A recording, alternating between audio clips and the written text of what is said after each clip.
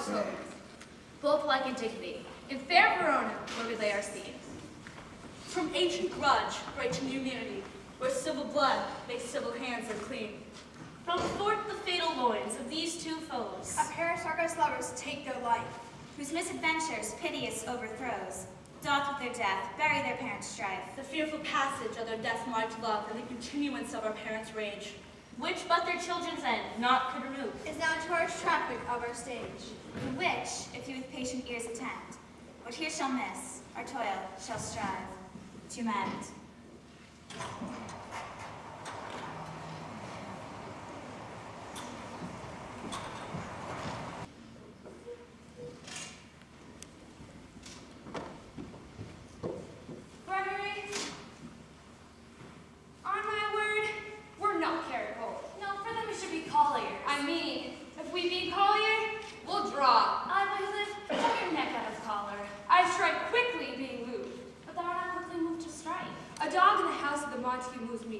To move is to stir, and to be valiant is to stand. Therefore, if thou art moved, thou runnest away.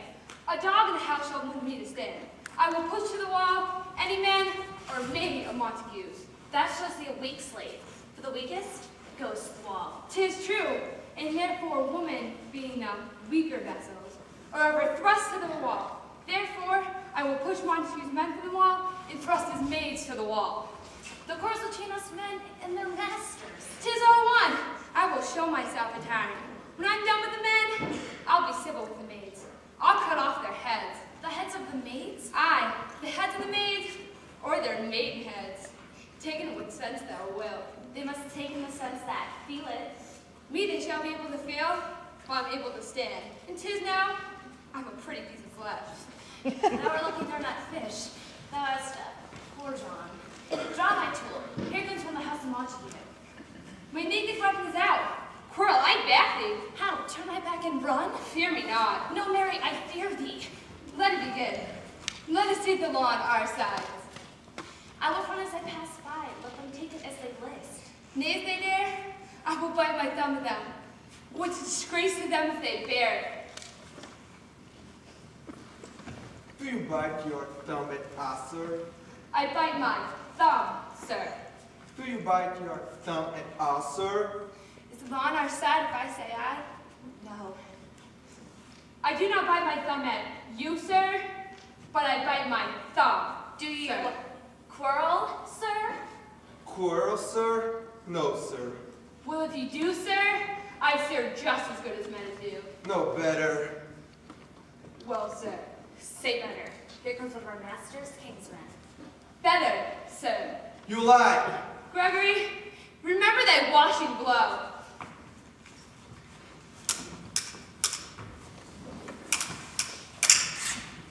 Hark, fools! Put up your swords. You know not what you do. What? Art thou drawn among these heartless hinds? Turn thee, Benvolio, look upon thy death. I do but keep the peace. Put up thy sword. Let's manage to depart these men with me. What? Drawn and talk of peace. I hate the word, as I hate hell, all Montagues and thee. Have at thee, coward. What noise is this? Give me my long sword, ho! A crutch. What call you for a sword? Montague, come! Flourish the blade in spite of me. Thou villain Capulet, hold me not, let me go. Thou shalt not serve one foot to seek a foe. Rebellious subjects, enemies of peace, profaners of this neighbor's state of steel. Will they not hear? What? Ho! You men! You beasts! They quench the fire of your pernicious rage, with purple fountains issuing from your veins. On pain of torture from those bloody hands, throw your mistempered weapons to the ground, and fear the sentence of you moved prince. 3 civil brawls, preliminary word, by thee, old Capulet and Montague, have thrice disturbed the quiet of our streets, and made born as ancient citizens, cast by their great beseeming ornaments, to wield old partisans in hands as old, cankered with peace, to part your cankered hate. If ever you disturb our streets again, your lives shall pay the forfeit of the peace. For this time, all the rest depart away. You, Capulet, shall go along with me, and Montague, come you this afternoon, to know our father at pleasure in this case. to old Freetown, our common judgment place. Once more, on pain of death, all may depart.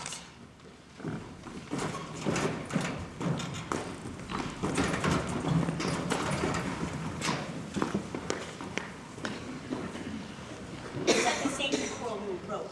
Speak, nephew. Were you by when it began? Here were the servants of your adversary, and yours, close fighting at their approach. I drew apart them. Upon the instant came the fiery Tybalt with the sword prepared, which, as he breathed defiance to mine ears, he swung about his head and cut the winds, whom nothing hurt withal hissed him in scorn. While we were interchanging thrusts and blows, came more and more, and fought part and part, till the prince came and parted either part. Where's Romeo? Saw you him today? You're glad I am who's not at this fray. Madam, an hour before the worshipped sun peered forth the golden window of the east, a troubled mind drove me to walk abroad, where underneath the grove of sycamore that westward root from the city side, so while walking did I see her son. Towards my maid, but he was ware of me and stole into the covert of the wood. I, measuring his affections by my own, which then most sought where most might not be found, being one too many by my weary self, pursued my humor, not pursuing him, and gladly shunned who gladly fled from me. Many a morning have you there been seen, with tears augmenting the fresh morning's dew, adding to clouds more clouds with his deep sighs. But all so soon as the all-cheering sun should in the farthest east begin to draw the shady curtains from Aurora's bed, away from light steals home my heavy son, and private in his chambers pens himself, shuts up his windows, and locks fair daylight out, creating himself an artificial night. Black and pretentious must his humor prove, unless good counsel may the cause remove. My noble uncle, do you know the cause? I neither know of it nor can learn of him, Have you importuned him by any means? both by myself and many other friends. But he, his own affections, counselors to himself. I will not say how true, but to himself so secret and so close, so far from sounding in discovery, as is the bud bit of an envious worm, ere he can spread his sweet leaves to the air or dedicate his beauty to the same. Should we but learn from whence his sorrows grow, we would as willingly give cure to know. See where he comes. So please you step aside. I'll know his grief and so not denied. I would thou wert so happy by thy stay to hear true shrift. Come, madam, let's away.